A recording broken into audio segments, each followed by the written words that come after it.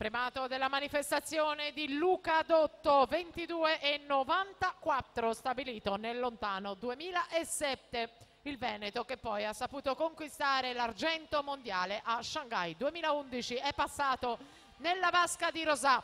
E intanto andiamo a vedere l'epilogo con un dominatore incontrastato, Leonardo Bardin, 23,58 davanti a Davide Guidolin, 23,87, poi Gabriele Carli, 23,95. Attenzione però al tempo di Davide Gobbo, che ha vinto la serie precedente col miglior crono di tutti gli junior, e dunque Leonardo Bardin alla Davide Gobbo alla vittoria dei 50 stile su Leonardo Bardin.